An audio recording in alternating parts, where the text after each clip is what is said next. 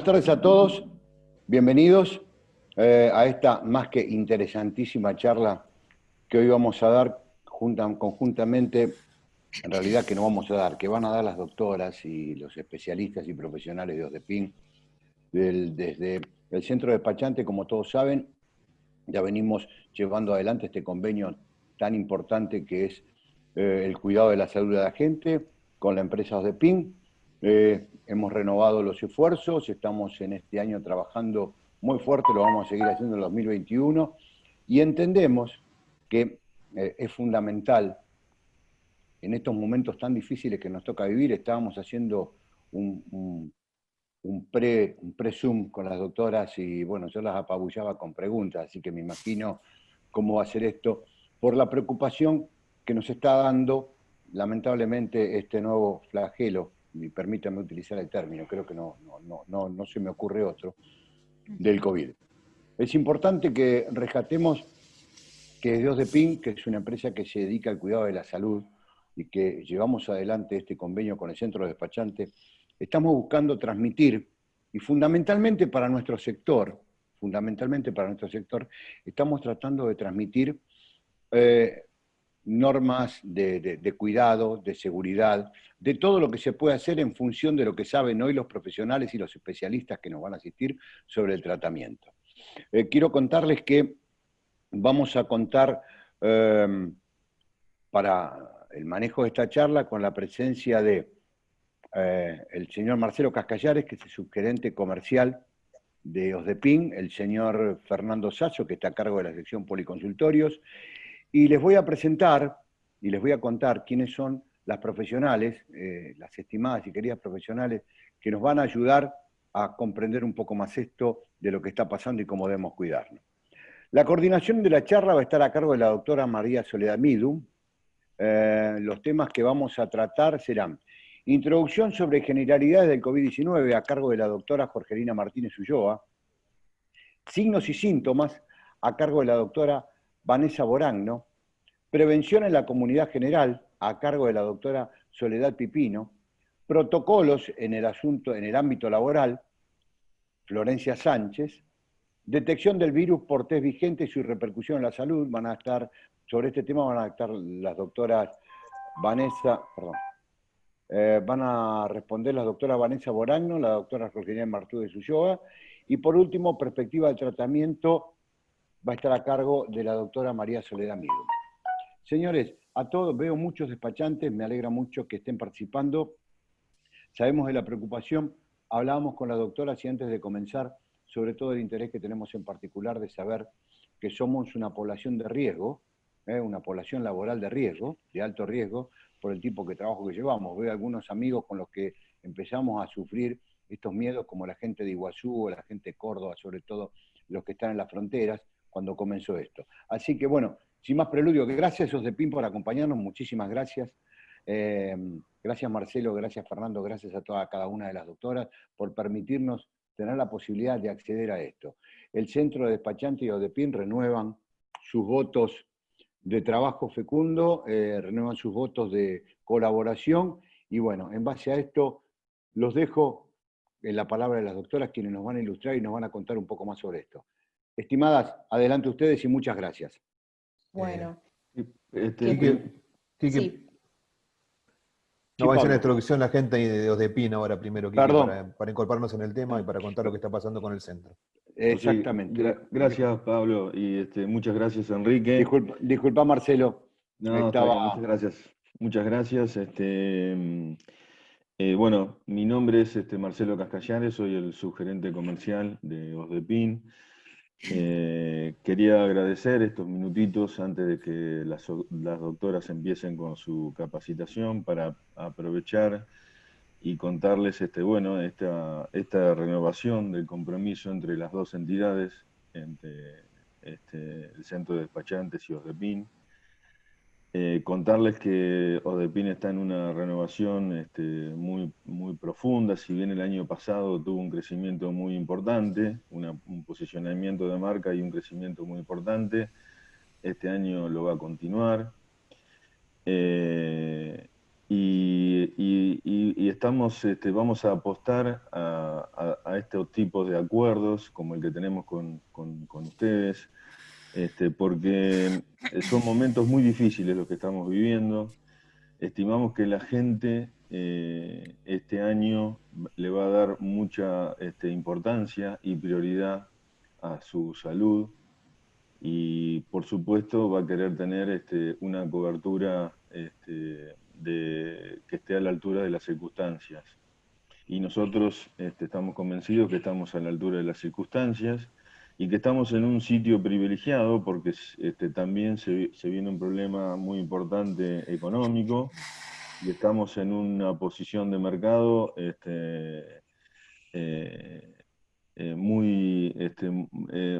muy buena con respecto a los demás prepagos y demás. Así que estamos totalmente convencidos de que somos una excelente alternativa. Queremos decirles que estamos a disposición de todos ustedes para lo que quieran preguntar, para los que quieran informarse, para cualquier tipo de asesoramiento.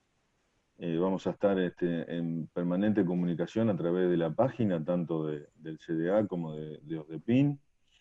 Y bueno, la verdad que yo participé en las primeras reuniones el año pasado cuando iniciamos el convenio, y como todo, la verdad que si estamos renovando el compromiso este año es porque medianamente ha salido todo bien y como esperábamos el año pasado. Así que nada, muchas gracias por el espacio y decirles a todos que estamos a disposición para cualquier asesoramiento e información que necesiten. Así que les doy paso a las doctoras ahora para que sigan su capacitación. Antes que empiecen a hablar las doctoras, la idea es que las preguntas que vayamos haciendo las hagamos a través del chat. Abajo en el medio de la pantalla tienen un globito del chat, por lo cual las escriben y cuando terminamos, uno por uno, vamos respondiendo las preguntas de cada uno. Gracias, le doy paso a la doctora. Bueno, muy buenas tardes a todos, gracias por estar ahí. Primero quiero agradecer a la Cámara de Despachante de Aduanas que haya confiado primero en OSDEPIN y después en nosotros, a Marcelo Cascallares y a Fernando Sasso, que son nuestros coordinadores, también que hayan confiado en nosotros. Bueno, el señor Enrique Loizo ya describió perfectamente todos los ítems que vamos a detallar, así que lo que voy a decir es que vamos digamos, a describir lo mejor posible para poder ayudarlos, como le dice el título, conocer la enfermedad para prevenirla. Es la mejor manera de prevenirla, conocerla, ¿sí? Así que le doy el paso a la doctora Martínez Ulloa. Bueno, buenas tardes a todos. Yo entonces voy a iniciar dando algunos datos y generalidades en nuestra introducción sobre la enfermedad COVID-19. Es un virus perteneciente a la familia de los coronavirus, llamado SARS-CoV-2, que es responsable de provocar una enfermedad que puede iniciarse como un simple resfrío o una gripe, hasta un síndrome respiratorio agudo severo. Fue detectado en Wuhan, China, en diciembre de 2019, y detectado debido a esto y a su extensión en diferentes territorios, en más de 100 territorios, es que se declaró pandemia el 11 de marzo del 2020 por la OMS. En cuanto a los mecanismos de transmisión, fue inicialmente una enfermedad zoonótica, pero se transformó luego en una enfermedad que se transmite de persona a persona a través de la diseminación de las gotitas de flu, al toser o al estornudar, cuando se encuentran a una distancia menor, a 1,5 metros, sin protección, provocando la diseminación de estas partículas que tienen entre 5 y 10 micrómetros y pueden ser inhaladas por la persona que esté a corta distancia. También puede provocar contaminación de superficies y después, debido al tacto y llevado a la mucosa oral, nasal o a las conjuntivas, provocar también el contagio. El paciente asintomático es de relevancia debido a que, si bien puede no presentar síntomas y por eso no manifestarse como para poder advertir que está contagiado ya con la enfermedad, puede diseminar el virus entre 2 y 3 días previos al desarrollo de síntomas y hasta 5 y 6 días después. En cuanto a la embarazada, la transmisión vertical del bebé de la mamá hacia el bebé no se encuentra aprobada. La transmisión gastrointestinal manifiesta pocos síntomas, por lo general es bajo el porcentaje de pacientes que manifestaron síntomas gastrointestinales. Sin embargo, la vía fecal oral es una vía que podría ser de transmisión porque se ha detectado el virus en la materia fecal. Y también se ha detectado material viral en el semen, pero no sabemos todavía cuál es el alcance en células germinales y por ende la vía de transmisión sexual está por el momento despreciada.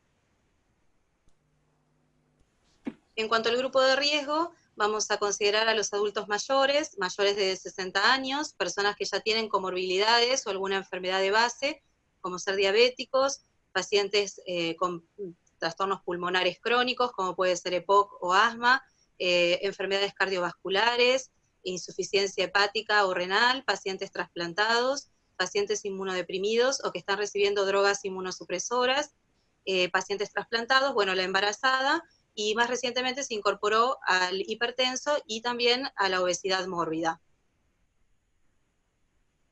En cuanto a la supervivencia del virus en diferentes superficies, reconocemos como de mayor riesgo el plástico y el metal, porque puede persistir allí de 2 a 3 días, y, en el acero inoxidable y en el plástico, y en el metal puede subsistir hasta 5 días. De allí la importancia de la utilización del hipoclorito de sodio o del alcohol al 70% para la limpieza frecuente de estas superficies.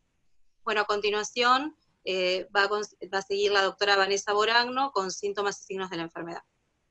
Hola, buenas tardes. Bueno, yo voy a hablar de los síntomas de coronavirus. Los más comunes que podemos encontrar son fiebre mayor a 37,5, tos seca y cansancio. Los menos comunes, pero que también son frecuentes en algunas ocasiones, como cefalea, congestión ocular, pérdida de gusto y pérdida de olfato, dolor de garganta, dolores musculares y diarrea.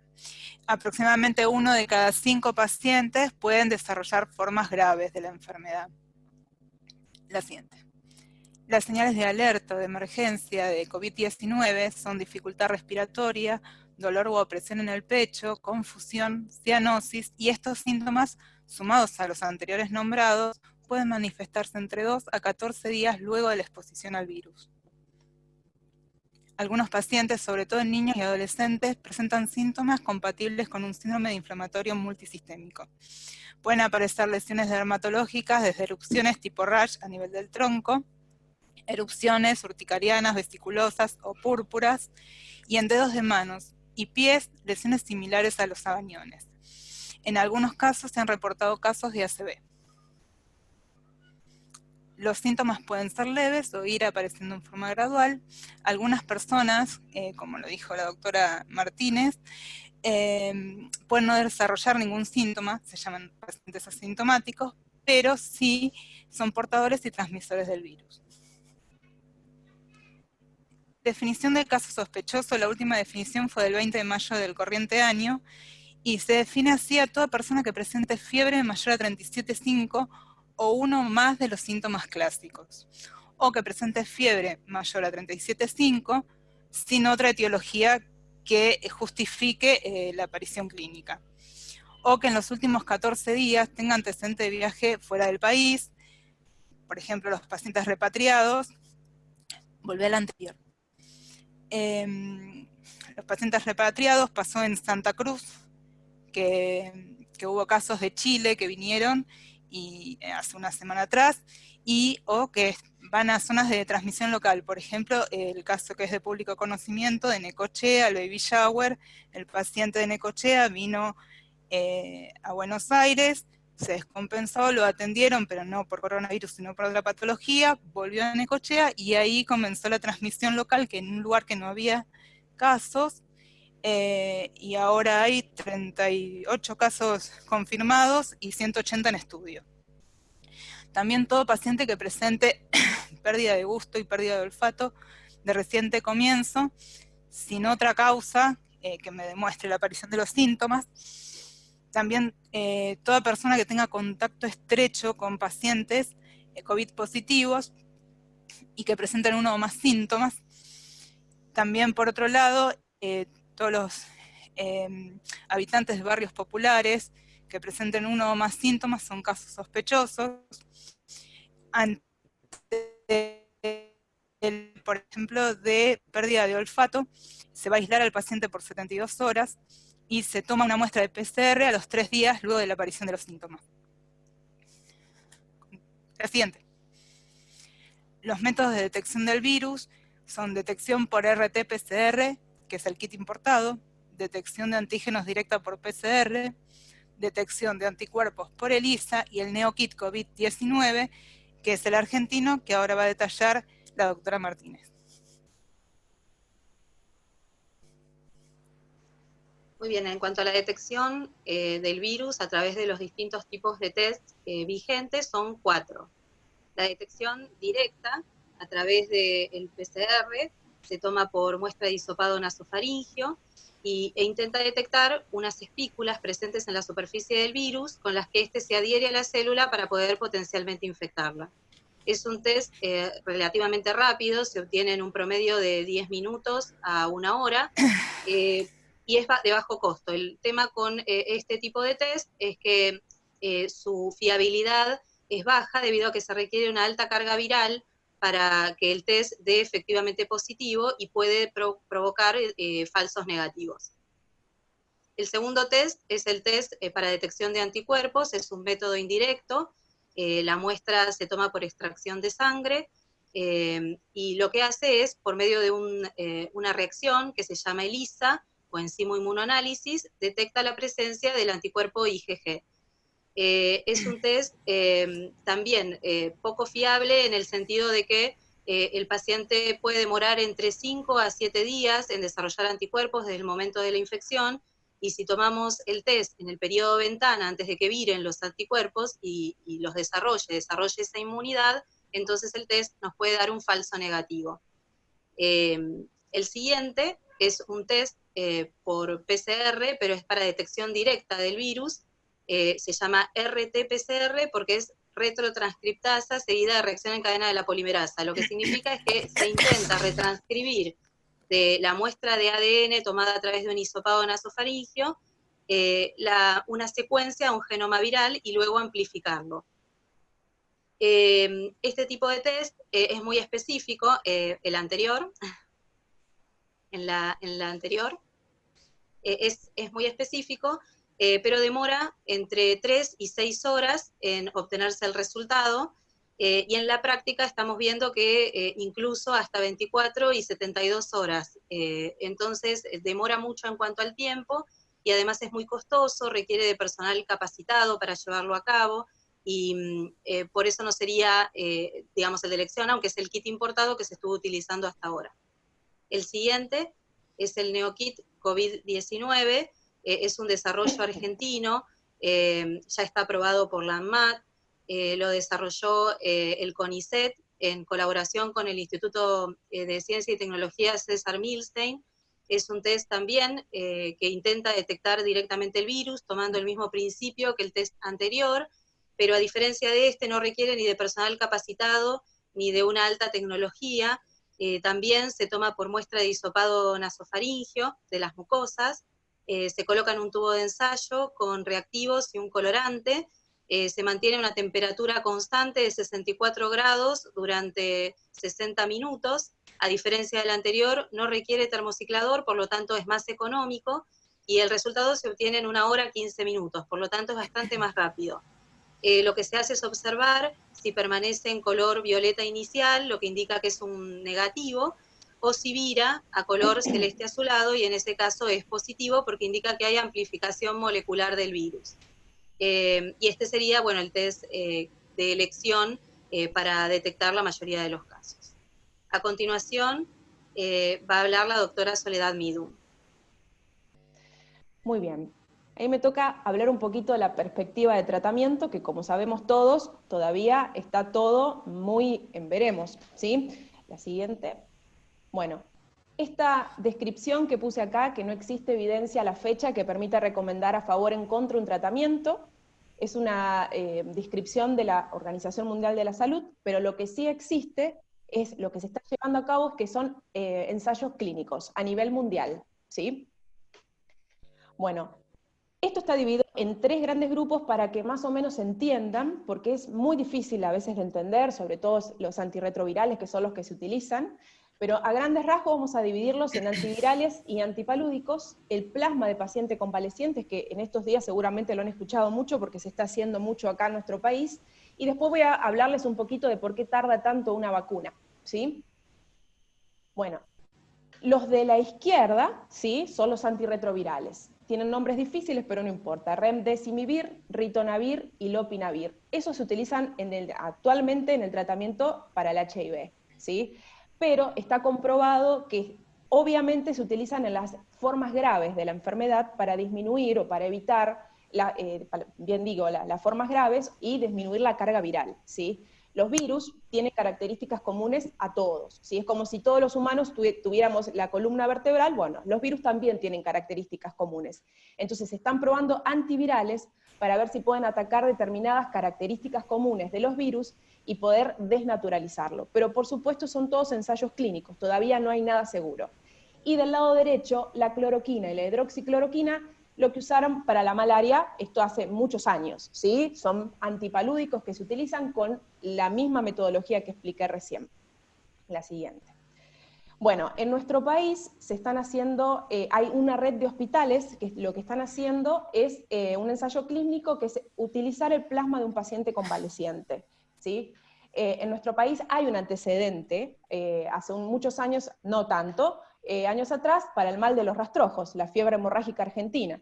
Se utiliza la técnica de Maestegui, ¿sí?, que lo que hace es, un paciente convaleciente es un paciente que ya pasó por la etapa aguda de la enfermedad y comenzó a formar anticuerpos, ¿sí?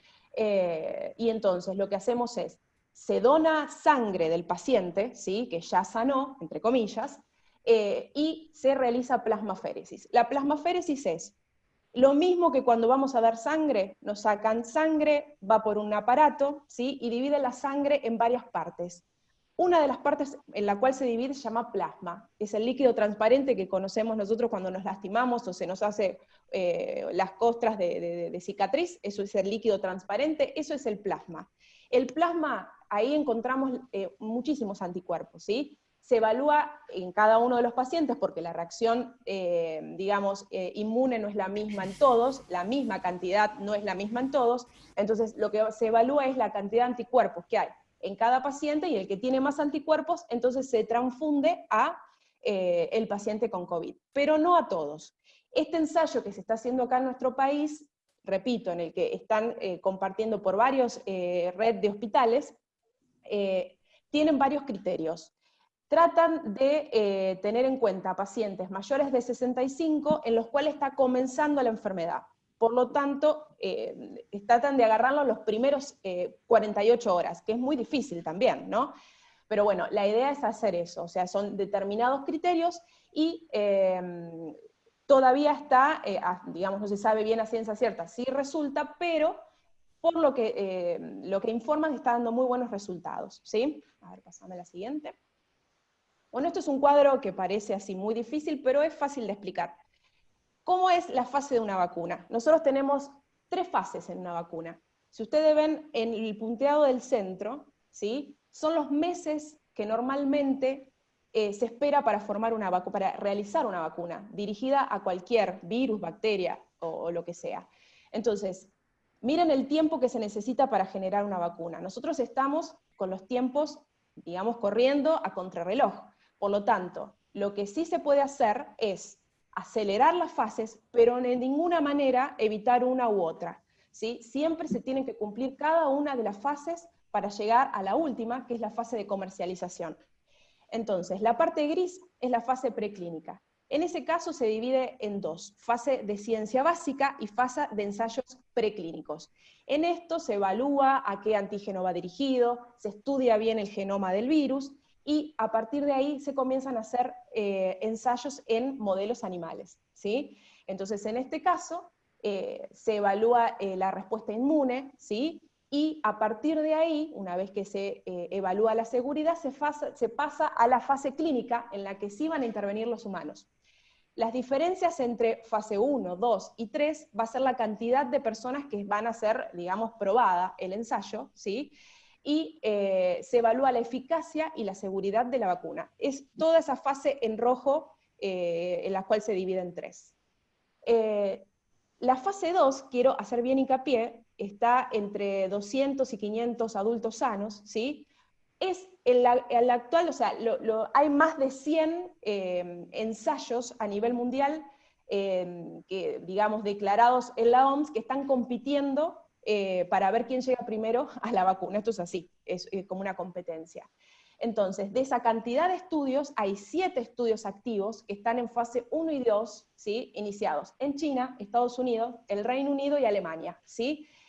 Creen, aproximadamente a fin de año vamos a estar llegando a la fase 3. La fase 3 es en donde se hacen estudios doble ciegos. Doble ciego es, estudian una determinada cantidad de pacientes y nadie sabe, o sea, se le va a dar a la mitad placebo y a la mitad se le va a dar la vacuna. Ni los médicos ni los pacientes saben a quién para evitar la contaminación, ¿sí?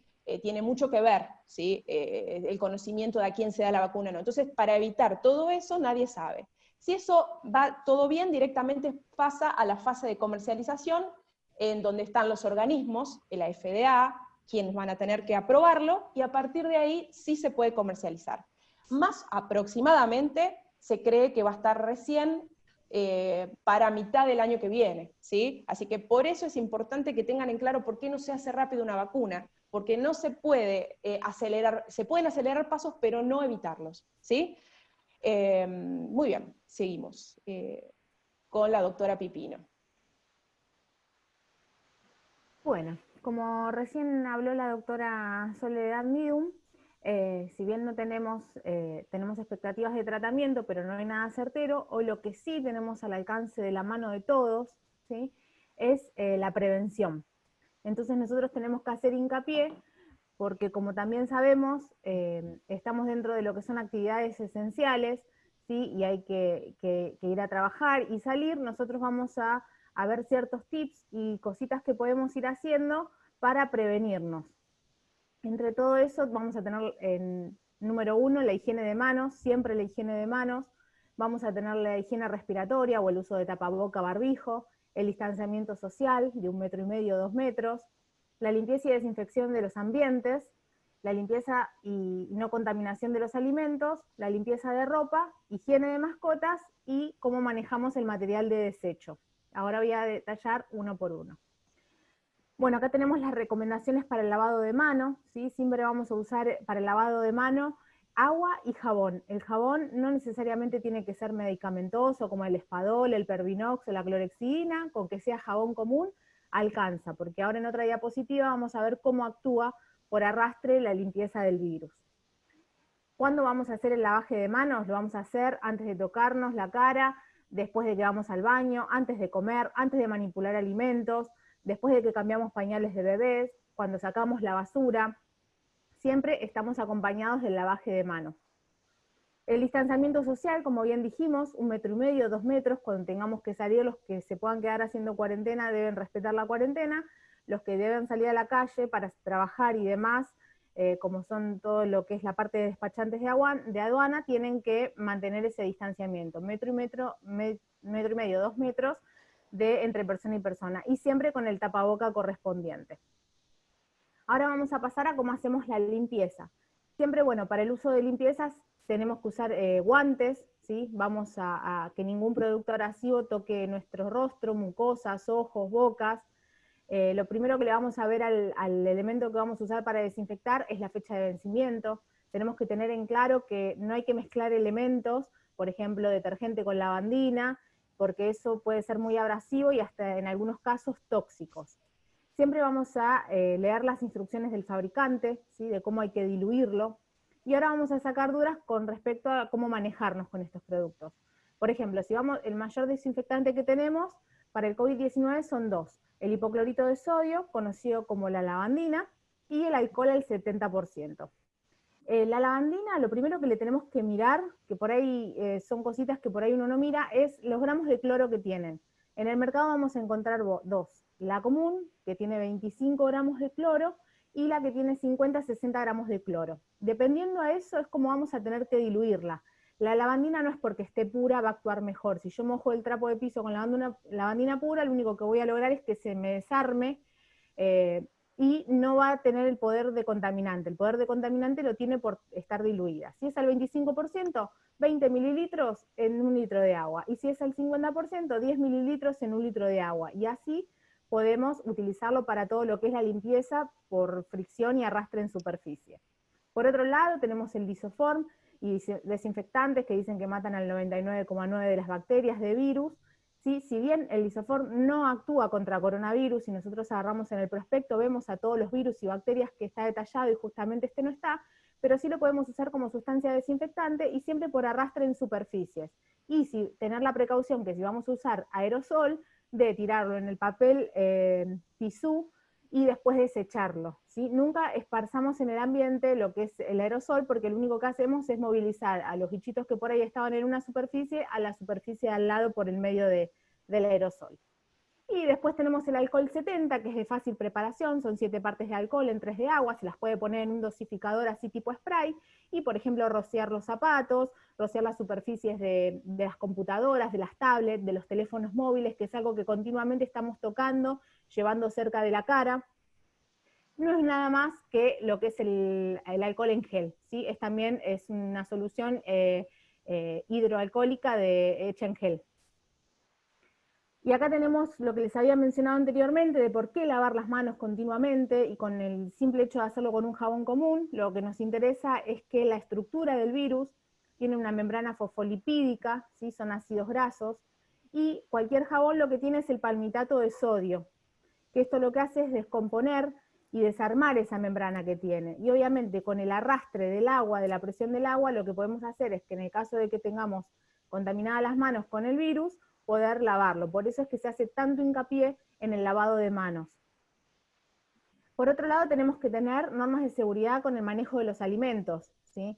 Si bien hoy en día trata de por ahí de no ir al supermercado de la casa, por ahí querés comprar, pedís por delivery, pero por ejemplo, si viene por delivery, tenemos que tener la precaución de antes de llevarlo a la alacena, de pasarle un trapo con hipoclorito, con solución alcohólica, a cada cosa que llega, porque lo que podemos hacer es, sin querer, como no sabemos quién lo sacó de la góndola, si se tocó la cara, si no se tocó la cara, y ahí podemos estar transportando al virus. Son solamente recomendaciones. Por otro lado, en el manejo de los alimentos, siempre que vamos a cocinar, lavarnos las manos antes, después, no contaminar los utensilios. Por ejemplo, si usamos tablas que sean algunas para los alimentos crudos y otras para los cocidos, no mezclar las tablas de verdura. Todo esto disminuye muchísimo lo que es la contaminación, ¿sí? Y la superficie. Si por ejemplo compramos en la verdulería, compramos verduras y queremos decontaminarlo, le podemos poner agua y media cucharadita de té de lavandina en 1 litro de agua, y con eso decontaminar las verduras. Por otro lado, las mascotas, estuvo en debate también si las mascotas contaminaban, no contaminaban, lo llevaban, lo traían, lo pasaban. La realidad es que la Asociación de Veterinarias determinó que no, las mascotas no transmiten al COVID-19 hacia los humanos. En las mascotas que se encontró COVID-19 fue porque el humano se lo pasó a la mascota, y si bien, por ejemplo, el gato padece más y padece la enfermedad con la sintomatología igual que la del humano, lo afecta mucho más que al perro, ¿sí? Pero tenemos que tener recaudos de, por ejemplo, si vamos a sacar a pasear al perro, cuando entramos al perro, de limpiarle las patitas con alguna toallita húmeda, con alcohol, entre los dedos, para que no traiga el virus desde afuera, ¿sí? Bueno, los dejo hablando con la doctora Florencia Sánchez. Bueno, buenas tardes a todos. Yo les voy a contar un poco acerca de las medidas de prevención generales en el ámbito laboral. En este caso, nosotros estuvimos investigando acerca de las actividades que desarrolla el personal del servicio aduanero, por lo que sabemos que en cada puesto de servicio y en cada oficina se manejan protocolos internos particulares, por lo que en este caso lo que vamos a sugerir son solo recomendaciones a modo informativo para que puedan desarrollar sus tareas con los cuidados necesarios. Estas recomendaciones las hemos tomado en base al protocolo para el personal de servicio aduanero desarrollado por AFIP. Bueno, acá vemos que se debe mantener la limpieza de los elementos sanitarios, ámbitos de trabajo y ropa de trabajo. Con respecto a los elementos y utensilios de trabajo y el escritorio, como recién mencionó la doctora Pipino, lo podemos realizar con alcohol al 70% o con solución lavandina, de acuerdo a las recomendaciones que figuren en cada envase. Y con respecto a la ropa de trabajo, lo que se recomienda es lavarla por separado de las demás prendas, pero se puede seguir utilizando el jabón habitual. Los equipos de trabajo deben organizarse en grupos rotativos, y lo recomendable es que estos sean uniformes a lo largo del tiempo, de modo tal que no haya cruces entre personas de un equipo de trabajo y otro. Y bueno, finalmente, contar con los elementos de protección personal según la exposición de las personas a terceros o a mercaderías. Bueno, como acá pueden ver, los elementos de protección personal sugeridos son los guantes, para su uso cuando exista contacto cercano con terceros y control físico de mercaderías. Su uso es individual y deben desecharse al finalizar el día. Los barbijos, para su uso cuando también exista contacto cercano con terceros, y también si están expuestos a mercaderías, lo mismo que las gafas de protección ocular. La indumentaria sanitaria tipo mameluco, más que nada también para proteger el uniforme habitual. Lo que me olvidé decir de los barbijos, obviamente que también es de uso individual. En caso de que sean barbijos comunes o quirúrgicos, deben descartarse en el día, o si llegan a utilizar barbijos con filtros de partículas, esos sí son reutilizables, se pueden utilizar hasta 15 días para aquellas personas cuya jornada laboral sea menor a 7 horas diarias, y por 7 días cuando la jornada laboral sea mayor a las 7 horas diarias. Bueno, y por supuesto el alcohol en gel y jabones para una buena higiene de manos. Si bien es aconsejable el lavado profundo de manos con agua y con jabón, en caso de no ser ello posible, el alcohol en gel bien distribuido por toda la superficie de las manos es también muy eficaz. Pasamos a la siguiente. Bueno, bien, como medidas de prevención particulares, se recomienda a aquellos que administran los lugares habilitados a controlar la temperatura corporal de todas las personas que ingresen al establecimiento. Y asimismo, a fin de extremar las medidas de seguridad, es aconsejable que también lo hagan cuando estas personas se retiran también del establecimiento.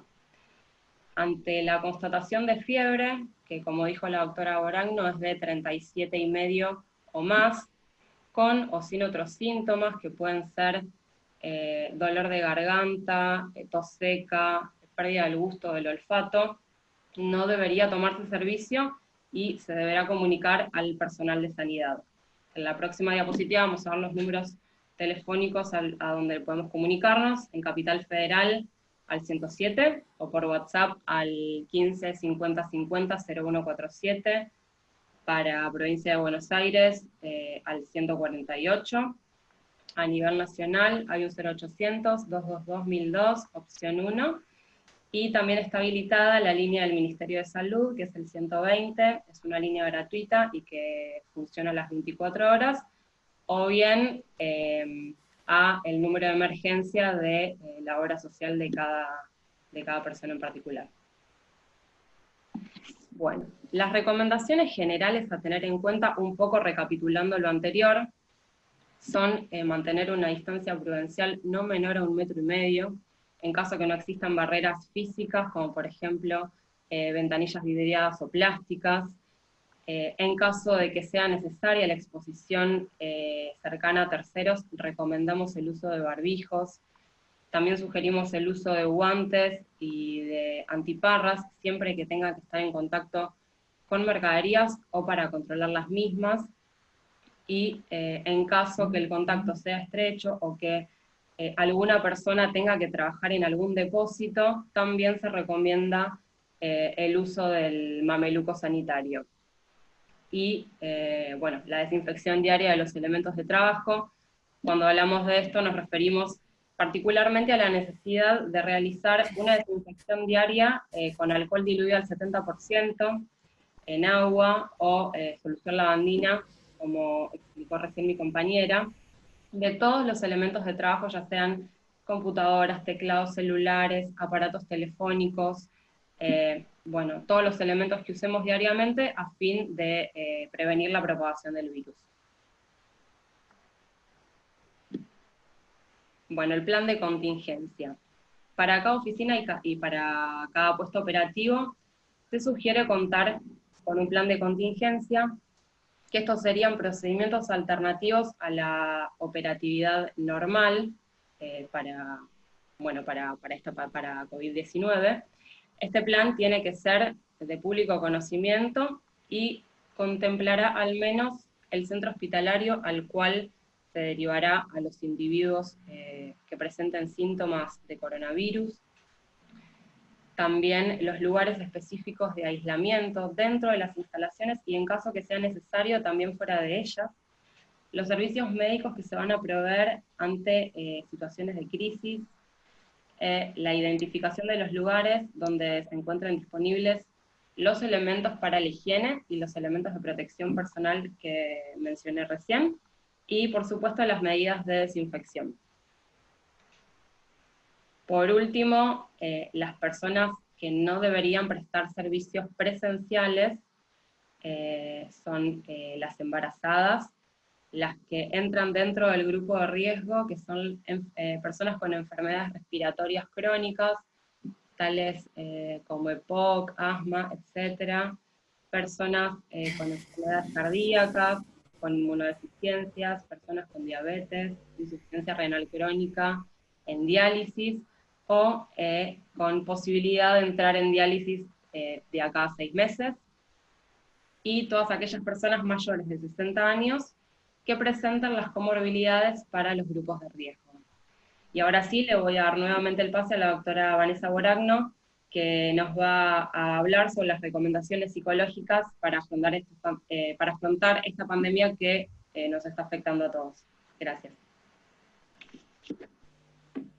Bueno, desde el punto de vista psicológico tenemos que reconocer que esto nos está pasando a todos, que en un principio había ansiedad y angustia, y ahí es cuando nos damos cuenta que algo está pasando, que algo cambió.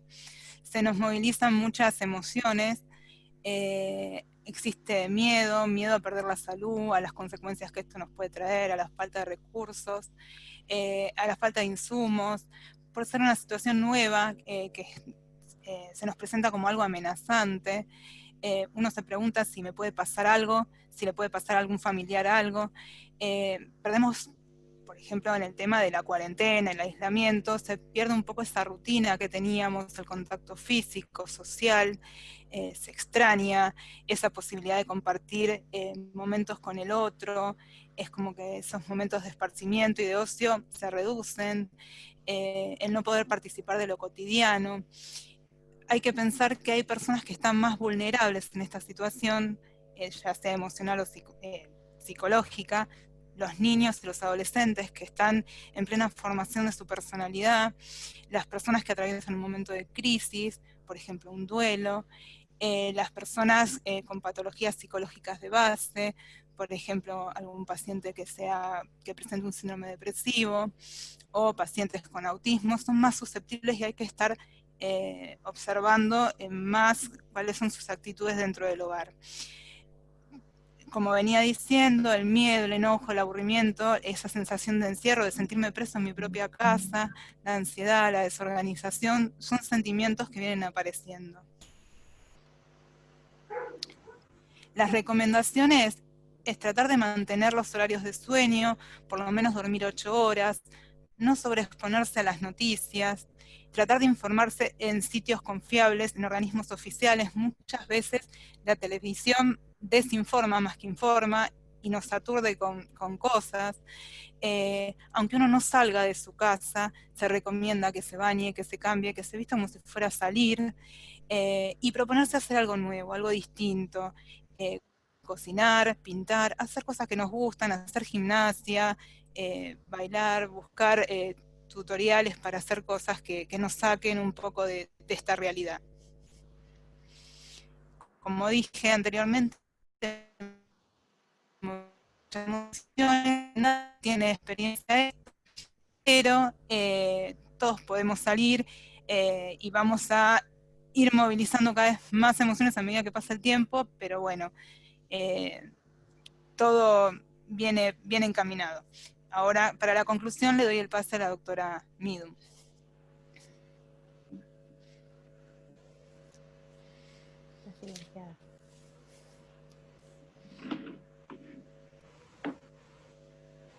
Perdón, Soledad, tenés el micrófono Estás cerrado. muteada, Sole.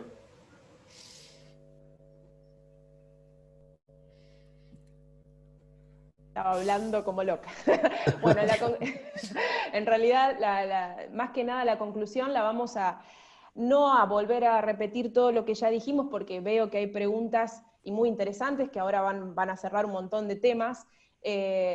No exijamos, cuando digo no exijamos prolijidad, ahí en rojo, lo interesante es no exigirnos a nosotros mismos lo que no tenemos ganas de hacer, porque si ustedes se ponen a ver la tele, tenemos que tener tiempo para hacer gimnasia, para esto, para lo otro, no hay que comer sano. Ya tenemos demasiada incertidumbre con lo que va a pasar a nivel económico, con lo que va a pasar a nivel, cómo vamos a quedar después de esto a nivel emocional. Entonces, lo que nosotros proponemos es expresar nuestras emociones como tengamos ganas de hacerlo. Tenemos ganas de mirar todo el día Netflix, los que tienen suerte de poder hacerlo, que lo hagan. Si tienen ganas de cocinar, cocinen. Si no tienen ganas de hacer dieta por estos días, no la hagan. No se exijan más de lo que ya tenemos de exigencia exterior. Así que esto es una situación que va a pasar, y cuando obviamente todo esto termine, ya veremos cómo solucionamos el tema económico, cómo solucionamos el tema emocional. Pero bueno, más que nada eso, que quede como no exigirnos es la premisa más importante, ¿sí? Bueno, muchas gracias a todos por escucharnos. Seguimos más adelante y van a ver la bibliografía en la cual estuvimos informándonos. Y bueno, nada más. Si quieren tomar ustedes la posta de las preguntas, ya que las tienen ahí al costado, y cada una elija cuál contestar, estaría bien también. Bueno, muy bien.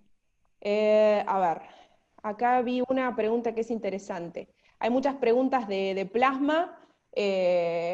Primero y principal, hay que dejar bien en claro que, por ejemplo, Karin pregunta si es útil el plasma de pacientes sintomáticos.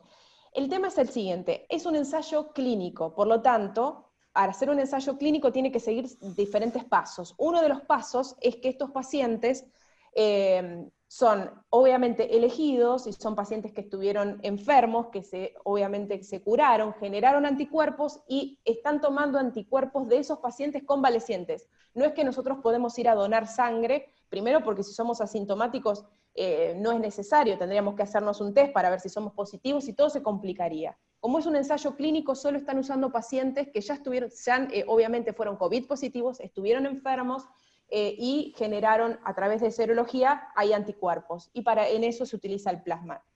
Todavía son ensayos, por lo tanto, no es que la comunidad puede ir a donar, ¿sí? Y creo que responde la segunda pregunta de César también, que es así, no es, César, no es que todos vayamos por ahora a donar sangre para plasma, porque, repito, todavía es un ensayo, ¿sí? Y hay gente determinada que está haciendo, que es la gente que ya se curó, ¿sí? No sé si las chicas quieren agregar algo. Sí, por ahí el hecho de que el paciente asintomático no es alguien que se va a ir a testear como para poder detectar si tiene o no anticuerpos, y lo que tenemos que utilizar en este caso son justamente los anticuerpos para poder plantear una posible donación para plasmaféresis, y en este caso no podríamos saberlo. Y por otro lado, en cuanto a si es obligatorio, en realidad no, la donación es voluntaria, y lo que proponía el ministro de Salud era, ya con los que han tenido diagnóstico de COVID, han sido testeados y se detectaron que tenían anticuerpos, se los va a buscar a las casas, se hace casa por casa, y se los estimula a la donación del plasma. Exacto. Bueno, pero es voluntario. Exacto, es voluntario. Pau nos pregunta si todos los positivos generan en algún momento anticuerpos. Sí, es la base de la respuesta inflamatoria de todos los seres humanos, ¿sí? Una vez que estamos en contacto con una noxa, después van a generar anticuerpos. El tema del coronavirus es un tema muy nuevo, no sabemos qué cantidad de anticuerpos se genera para neutralizar el virus, es todo un tema muy desconocido. Y, Jorge, me gustaría que expliques del tema de que todavía no se sabe si hay reinfecciones, eso que explicaste hace un ratito que era interesante. Claro, el tema es que no sabemos cuál es la perdurabilidad de los anticuerpos en sangre, se desconoce si el IgG se mantiene durante un tiempo. En la mayoría de las infecciones virales, como en algunas otras bacterianas, una vez que se desarrolla inmunidad contra un antígeno, una noxa, un virus, una bacteria, ya desarrolla esa inmunidad en forma permanente, aparece el IgG y ya sabemos que esa enfermedad está curada, el paciente ya va a ser inmune a próximas infecciones frente al mismo antígeno. En este caso, esto es desconocido porque ha habido casos de pacientes que una vez ya habiendo detectado que tenían anticuerpos, vuelven a desarrollar síntomas de enfermedad. Por lo tanto, se desconoce si es una reinfección o en realidad estos anticuerpos no fueron lo suficientemente efectivos como para permanecer y persistir manteniendo inmune al paciente respecto del mismo virus. Bueno, después Enrique lo hizo, pregunta ¿qué tipos o cuáles serían los test preventivos que se pueden hacer? ¿Se hicieron para detectar el COVID o son para determinar solo anticuerpos? ¿Por querés responder esa? Bueno, de los que comenté antes, hay algunos que son para detectar directamente el virus, como el que mencioné por PCR, RT-PCR, que es el que se venía importando.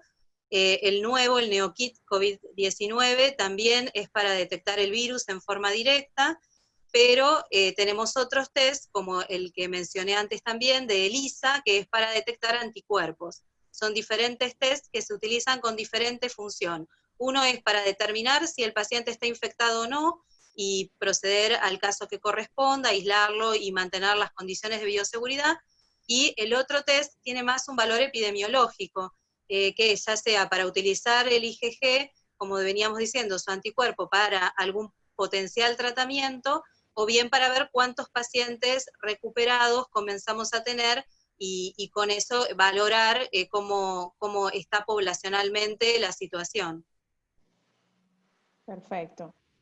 Karin pregunta si sirven los barbijos caseros, hervirlos es una buena medida para eliminar posibles infecciones. Sole, ¿querés responder esa? Sí, en realidad, o sea, el barbijo nosotros lo utilizamos para protegernos nosotros de no tirar nuestras gotitas de flux hacia el otro. Pensemos que también en conjunto con el barbijo tenemos al distanciamiento social, o sea, es difícil que otro. Lo que sí tenemos que tener en cuenta es dónde dejamos el barbijo, ¿sí? De no dejarlo en superficies que pudieron estar expuestas. Si por ejemplo yo estoy en mi casa, no sé, salgo a hacer los mandados, vuelvo y dejo el barbijo siempre que esté en el lugar, que la superficie esté contaminada, porque si yo dejo el barbijo expuesto en una superficie contaminada y después me lo pongo, ahí tengo riesgo de infección.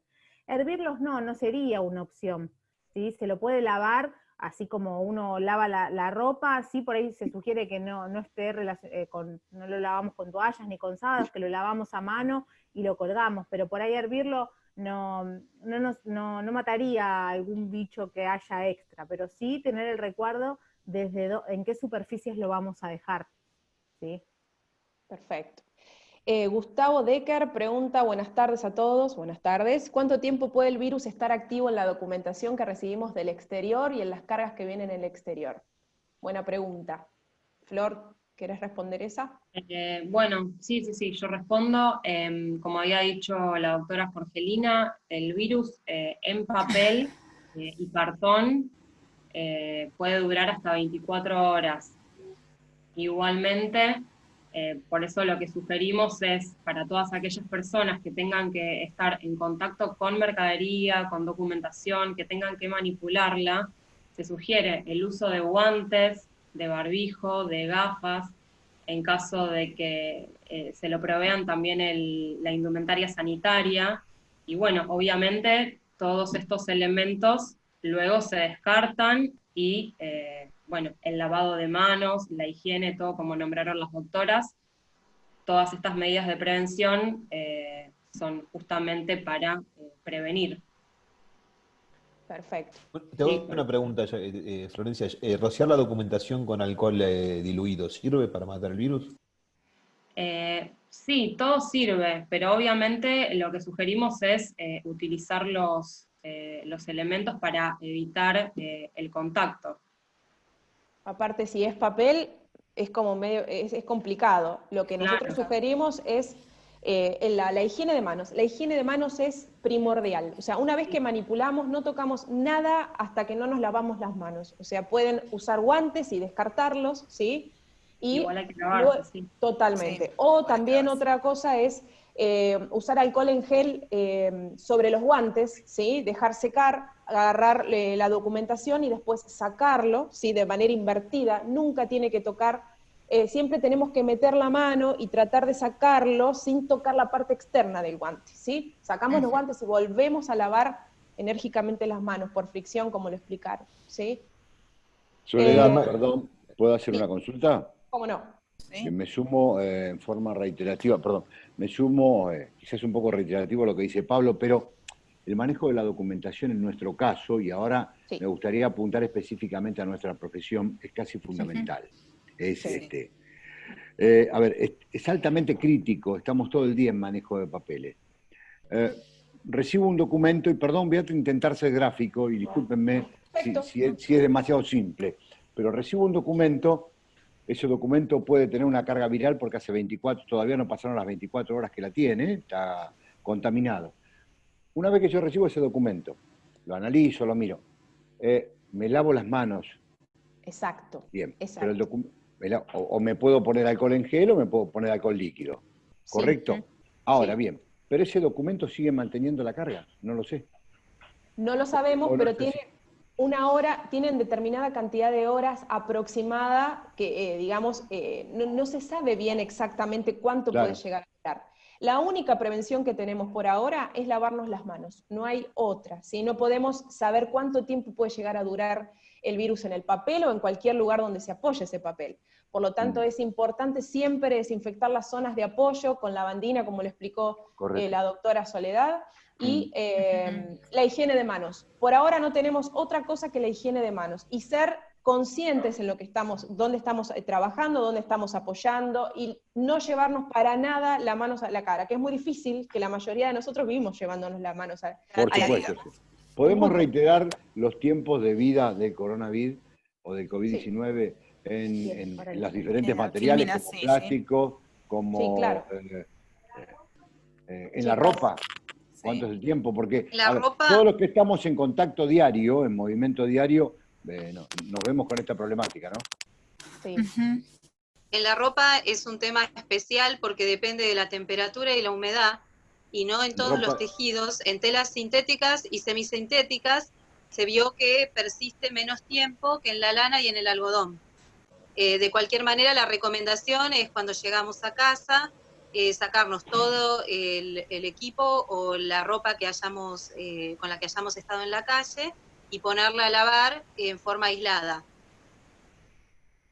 Jorgelina, te hago una consulta a ver, usualmente al principio esas prácticas se hacían muy fuertemente, ahora quizás un poco empieza la etapa de relajamiento, pero para evitar eso, ¿sirve aplicarse, por ejemplo, esa lluvia de alcohol diluido en la ropa? Se recomienda sobre todo en el calzado, o colocarlo también, una otra recomendación es colocar un trapo embebido en lavandina, y en algunas ocasiones para el ingreso inicial uno podría aerolizarse con alguna solución en alcohol al 70%, pero lo ideal y la recomendación que sigue siendo más fuerte es la de quitarse la ropa, en lo posible no teniendo contacto con nada dentro del hogar, y ponerla a lavar en forma separada. Una acotación más me gustaría hacer, porque al respecto de nuestra profesión y nuestros empleados que andan todo el día en la calle, la verdad que mantener esta higiene que estamos planteando se resulta bastante difícil. Inclusive yo creo que yo no podría tener guantes en la mano, porque me pongo los guantes y me rasco los ojos porque soy alérgico todo el tiempo, me toco la nariz, me toco todo el tiempo, me pica todo. La pregunta sería, si nosotros a cada uno de los empleados le damos un tarrito de alcohol en gel para que constantemente se estén higienizando las manos, ¿Es prudente? ¿Es contraproducente? O sea, No, es ¿hace prudente. bien? ¿Hay que Sí, está hacerlo? bien, está Sí, está bien. perfecto. Está El alcohol en perfecto. gel reemplazaría esa higiene del jabón diario, y lo tendría que hacer Sí. constantemente cada vez que una persona le da un Que papel, manipule digamos. algún papel, claro. Vivimos Exacto. tocando papeles nosotros, todo el tiempo, Claro. como dijo Quique, estamos Y tocando tratar de no papeles. tocarse la cara Claro. al manipular. Esa era mi segunda La, pregunta al digamos, los respecto, ojos, la porque nariz, la boca. claro, porque por ejemplo, uno le puede dar antiparras o gafas de protección o las máscaras estas que damos ahora, qué sé yo, Ujú. pero sin embargo con las manos las volvemos a tocar todo el tiempo. O sea, hasta a veces me parece, yo las usé un tiempo y es como que es antiproducente, porque te las tocas también para sacártelas, te las pones, tocas superficies y es como que vos solo te vas llevando a la cara el virus, o estoy equivocado. No No, pasa nada con eso. Es es muy muy complicado porque es una manera de trabajar nueva, ¿sí? Tanto para ustedes como para nosotros los médicos, que si bien estamos siempre con medidas higiénicas, sobre todo en quirófano, es muy difícil, yo entiendo completamente, pero bueno, con respecto a tu caso que tenés alergias oculares, bueno, es muy común, y más ahora que están continuamente con desinfectantes, eso genera vapores que generan, digamos, exacerbación de las alergias. Por eso es muy difícil tratar de decirles, mira, no se toquen la cara. Es muy complicado porque es una nueva, de aquí en adelante va a ser una nueva manera de trabajar, va a ser más consciente de lo que estamos haciendo cuando estamos manipulando los elementos de trabajo. Pero en el caso de ustedes, que por ahí no tienen acceso todo el tiempo a agua y jabón, el consejo que les doy es que tengan alcohol en gel o el alcohol que... 70-30. Exacto, 70-30, que es más acuoso y por ahí se seca más rápido o es más cómodo. No sé si las chicas quieren agregar algo. Sí, por ahí el alcohol 70 es más fácil, aparte se ponen 7 partes de alcohol, 3 de agua y en un spray. Y eso lo tenés siempre, por ejemplo, los que andan en el vehículo, yo siempre tengo en el auto. Un Si tarrito. bajo o algo, vuelvo a subir y me pongo o alcohol en gel o con el rociador. Muchas gracias. Una consulta, vienen las épocas de frío, ya entramos en la temporada de frío, y sobre todo los que vivimos acá, hay muchos que están participando hoy que ya no viven, que no son de Buenos Aires, pero los que estamos acá en Buenos Aires estamos en el foco de la pandemia, ¿no? O sea, estamos en el medio del incendio. El bosque se prende fuego y nosotros estamos en el medio. Sí, lamentablemente es así. Lamentablemente sí. Dos preguntas en una. ¿Cuánto tiempo creen ustedes, o si se estima, si saben, no creen, que pueda continuar este pico de crecimiento y hasta qué punto llegaría? Y dos, ¿qué influencia tiene el frío dentro de la propagación del COVID-19?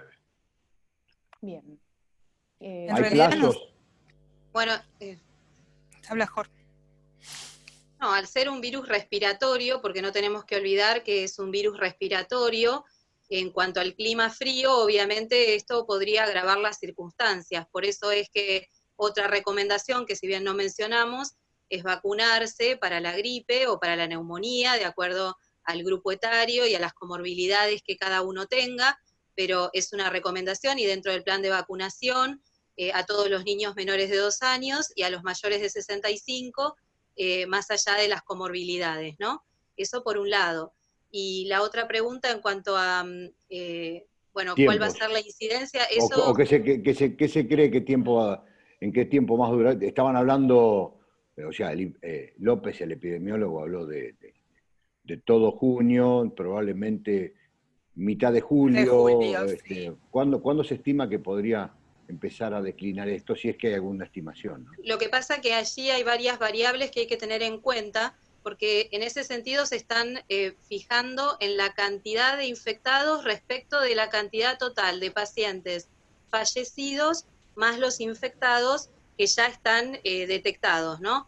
Y se basan en la cantidad diaria de pacientes infectados. Y en ese sentido hay varias variables, valga la redundancia, que pueden modificar mucho la posibilidad de alcanzar el famoso pico de la curva, en el sentido de, digamos, cómo vamos a mantener este confinamiento, si va a haber mayores contagios o menos contagios, más testeos, que van a detectar, por supuesto, más pacientes que ya están contaminados.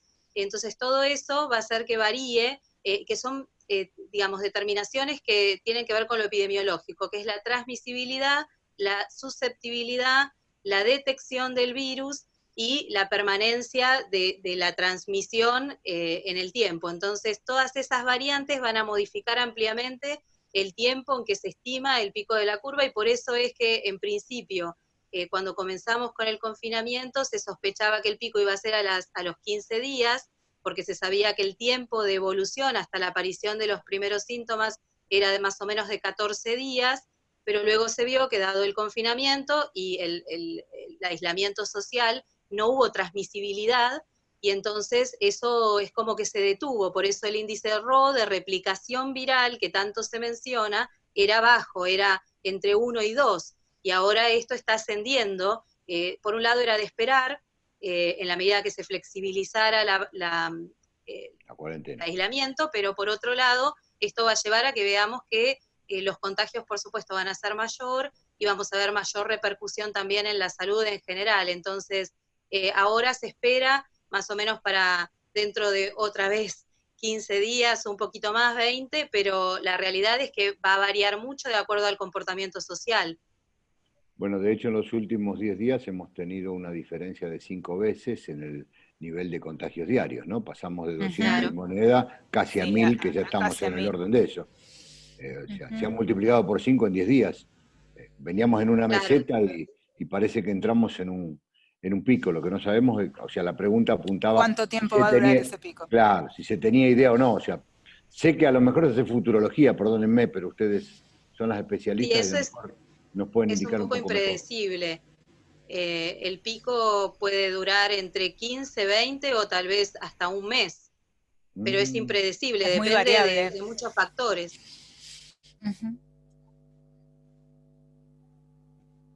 Perfecto.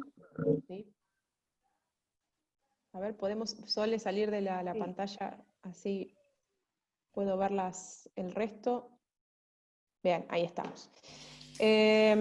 A ver, ¿por dónde estábamos? Había una pregunta. Acá quedamos en Karim, que preguntó si puede resultar nocivo para la salud el uso de barbijo durante todos los días, jornadas laborales de 8 o 9 horas. No resulta nocivo.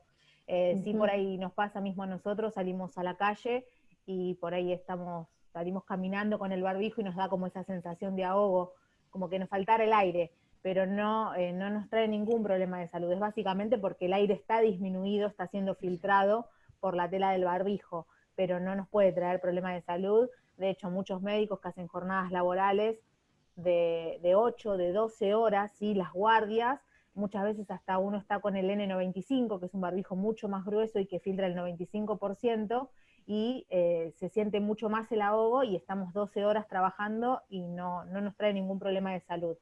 Y después pregunta si los pacientes con obesidad mórbida son pacientes de riesgo. Sí, se los considera pacientes en realidad por las comorbilidades que tiene, ¿no? Las patologías asociadas. Así que, bueno, ahí respondimos la de Karim. Bien. Acá Pau pregunta, ¿qué debemos hacer si una persona del plantel estuvo en zonas operativas donde hay casos positivos? Depósitos fiscales o terminales o aeropuerto de Ezeiza. Esta pregunta apunta fundamentalmente, entiendo yo, como colega ya, que pasa con, digamos, el lugar administrativo, la oficina, la sede de la oficina, porque hay un grupo de gente que trabajamos o trabajan dentro de la oficina y un grupo operativo. Ese grupo operativo, de alguna manera, en algún momento tiene contacto. Por más que tomamos todas las medidas de precaución, pero tiene contacto. ¿Qué pasa si aparece uno? Sobre todo, tengamos presente que somos estudios chicos, no tenemos un recambio de plantel importante como pueden tener otras empresas que tienen la posibilidad de trabajar por grupos separados en 15 días. Acá lo que vamos tratando de hacer es hacer una rotación en la mayoría de los casos, por lo que he hablado y en la mía propia, vamos haciendo una rotación de 48 horas, de 24, o sea, quédate 2 días en tu casa, vení 2 días, trabajemos en forma remota, pero no tenemos la posibilidad, por el volumen de trabajo o el tipo de trabajo que tenemos, que es de carácter bastante presencial, y por la cantidad de gente, no podemos, insisto, darnos el lujo de tener 15 y 15 días, ¿no? Perfecto. No, en este caso, por ahí lo que se recomienda sí que el grupo siempre sea el mismo, si bien es cada 48 horas, pero siempre que sean las mismas personas entre un grupo y el otro, que no se mezclen gente del grupo, ¿sí? Porque en el caso de que cuando dan casos positivos y demás, si hubo contacto con esa persona y se debería tomar la opción de que entre en cuarentena, el grupo que estuvo en contacto, estamos hablando de un contacto directo, ¿no? De que estuvo en un lugar donde la semana pasada hubo un positivo, o sea, por ahí hubo un contacto estrecho con un positivo, generalmente ese grupo de trabajo debería entrar en cuarentena y esperar los 14 días de evolución de los síntomas. Bien. Bien. Pero siempre estamos hablando de un contacto estrecho. Un grupo reducido. Claro, sí, sí. Por eso se sugiere no mezclar la gente de los grupos. O sea, si hacemos cada 48, listo, cada 48 este grupo y este grupo. Entonces, si en el caso de que tenemos la mala suerte de que hay que aislar a algún grupo, se lo va a aislar todo junto, no que estuvimos mezclando gente, se termina quedando sin nada de personal porque hay que poner en cuarentena a todos. Bien, bien, gracias. Una consulta para aclarar un poquito. ¿A qué se le llama contacto estrecho? Porque muchas veces el estar al lado de una persona que estuvo en contacto con una persona con COVID, con diagnóstico de COVID positivo.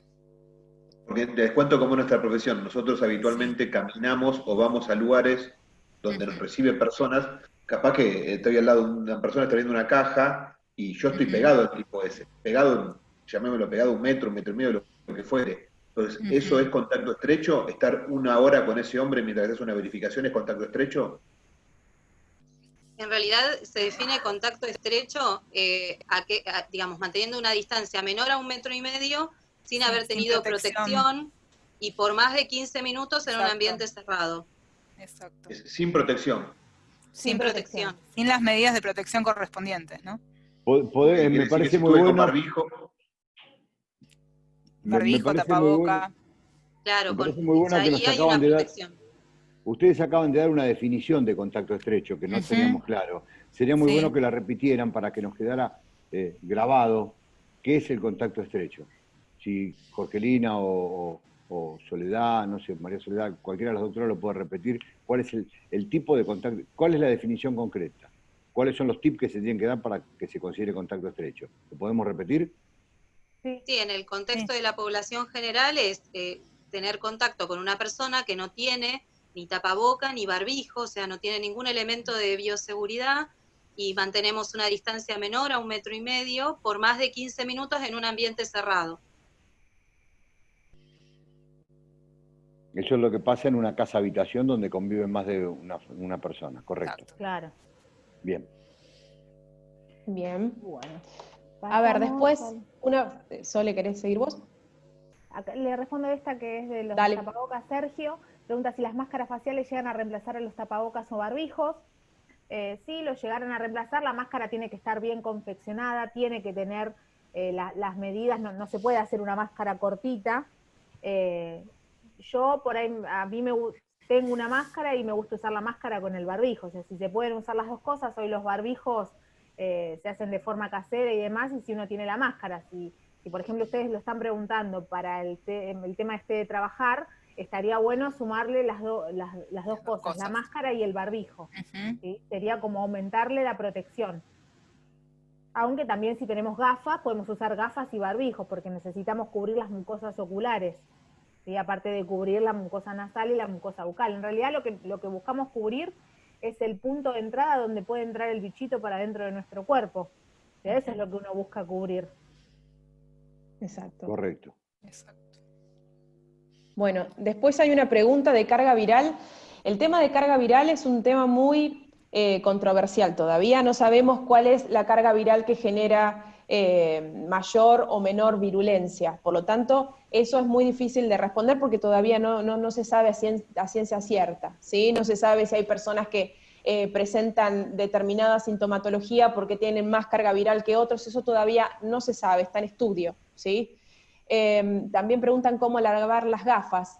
Te respondo, mira, yo en mi consultorio las gafas las lavamos con jabón, con agua y jabón, igual que con clorexidina, ¿sí? Con el jabón común, ¿sí?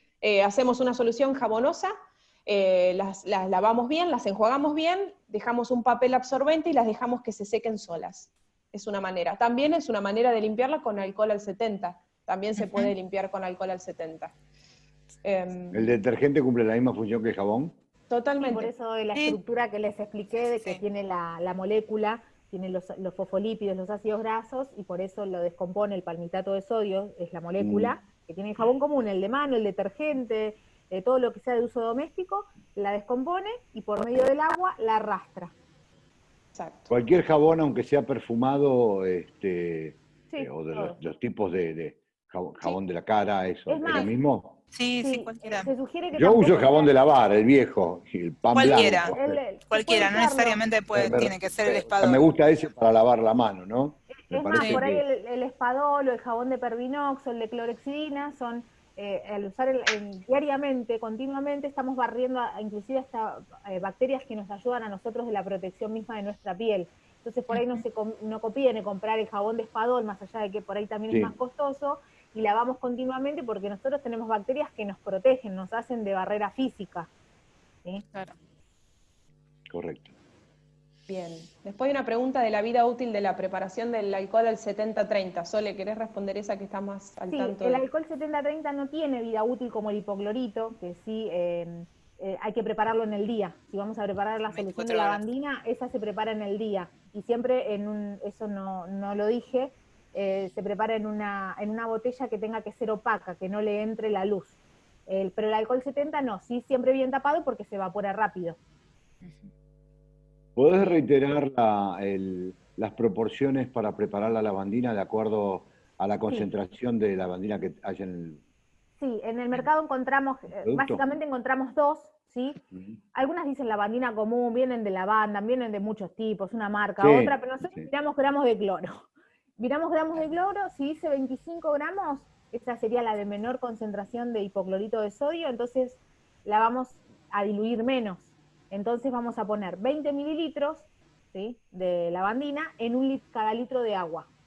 Bien. Si la lavandina es de 55 gramos, 60 gramos, como la querubín, por ejemplo, trae 60 gramos, ahí vamos a poner 10 mililitros de lavandina en un litro de agua. 10. Cuanto más concentración de hipoclorito tiene la botella, menos, más dilución en agua.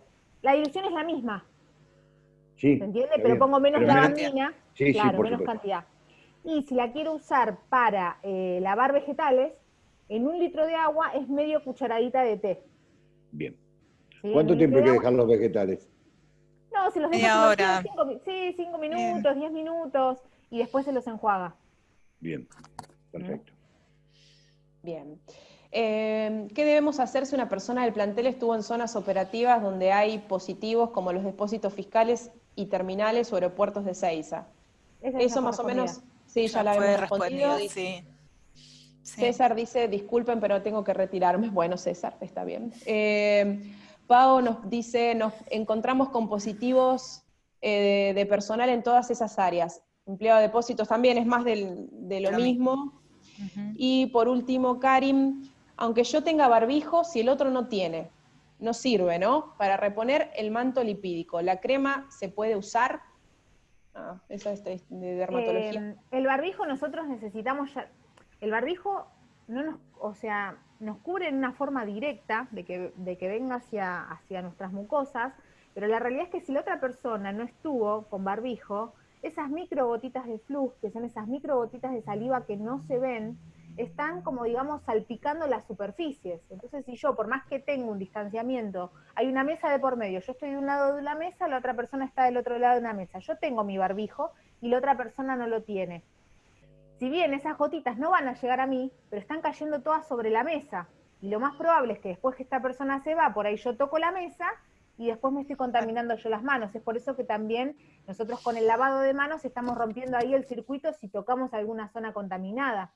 Entonces todos tenemos que usar el tapabocas para que no haya contaminación de las superficies. Porque también si tengo el tapaboca y hay un distanciamiento de 1,5 metros, por ahí no sería necesario usar el tapaboca. Claro. Pero necesitamos no contaminar las superficies. Recordemos que, por ejemplo, en metal, que es donde más dura 5 días. O sea, en el picaporte de una puerta, me toqué la nariz, toco el picaporte de una puerta y dura 5 días ahí el virus. Entonces, por eso es la necesidad del tapaboca, ¿no? Que a veces, y usarlo correctamente, tapo la nariz y tapo la boca, no lo llevo abajo de la pera, porque si no, no me sirve de nada. Y después por el otro lado dice, para reponer el manto lipídico. ¿La crema se puede usar? Yo creo que se refiere a la superficie del virus, que tiene esa membrana fosfolipídica, lo que la rompe es, nosotros no buscamos mantenerla, lo que buscamos es romperla, y es justamente el jabón. Salvo que se refiere a la piel. A la resequedad de la piel. Cualquier crema hidratante, Karim, cualquier crema hidratante se puede usar, no hay problema. Ah, ok, sí. Bueno, creo que no, si hay alguna otra pregunta. No, creo que estamos bien ya, ¿no, Quique? ¿Le cerramos? Creo que sí, ya estamos bien, así que, primero voy a dejarle la palabra a Carlos para que haga el cierre por OSDEPIN. Así que, Carlos, te cedemos a Marcelo, perdón, para que haga el cierre por OSDEPIN. Perdón, dije que era fatal con los nombres, le pido disculpas. Con mis hijas no pego una, hasta que llego, por eso no me atienden nunca, porque hasta que llego a la última no se dio vuelta a nadie, ¿vieron? Pero bueno. Marcelo. Hola, Enrique, todo bien. Bueno, muchas gracias. Gracias por compartir este espacio, por permitirnos comunicarnos. Y bueno, ahí estaba viendo que próximamente va a haber también una charla sobre dengue. Así que bueno, nos estaremos viendo pronto. Y de nuevo a disposición para cualquier información, cualquier asesoramiento o lo que necesiten. Y el compromiso de tener las dos organizaciones en contacto y yendo para adelante y que sea lo mejor para las dos, ¿no? Que nosotros podamos tener mayor cantidad de sus asociados en OSDEPIN cuidándolos. Así que, bueno, hasta la próxima y muchas gracias por toda la atención y gracias a las chicas que han hablado mucho y han expuesto muy claro todos los conceptos, ¿no? Gracias. Gracias, por favor, gracias. Bueno, Marcelo, gracias Fernando, a la gente de OSDEPIN por acompañarnos. Gracias a las doctoras, muchísimas gracias, chicas, la verdad. No, por favor. Nos han ilustrado enormemente. Se habrán dado cuenta el nivel de ansiedad que hay, ¿no? Y el nivel de desconocimiento, de dudas, la pregunta sobre la repregunta y la vuelve y se repregunta nuevamente. Esto es la incertidumbre que nos produce la falta de conocimiento. Sé que les produce a ustedes, que son las especialistas, imagínense al resto. Estábamos muy interesados en poder transmitirle todo esto a los despachantes de aduana, que es lo que estamos al día a día. Gracias a OSDEPIN, esto evidentemente cuando nosotros nos juntamos con OSDEPIN para llevar adelante esta unión, no estábamos equivocados, sabíamos que estábamos en manos excelentes y esto refuerza el concepto porque OSDEPIN nos está ayudando y está colaborando. Y gracias a ustedes, esto va a estar puesto en las redes, así que es fundamental. Doctora Vanessa Brañano, Jorgelina Martínez, doctora María Soledad Midún, doctora María Soledad Pipino, María Florencia Sánchez, muchísimas gracias. A la Comisión Directiva del Centro Despachante, gracias, y a todos los participantes del interior y a los colegas que nos han acompañado, muchísimas gracias. Le dejamos un cariño muy grande, cuidémonos y adelante. Buenas noches. Hasta la próxima. Hasta luego. Gracias. Chao, hasta luego. Hasta luego. Hasta luego.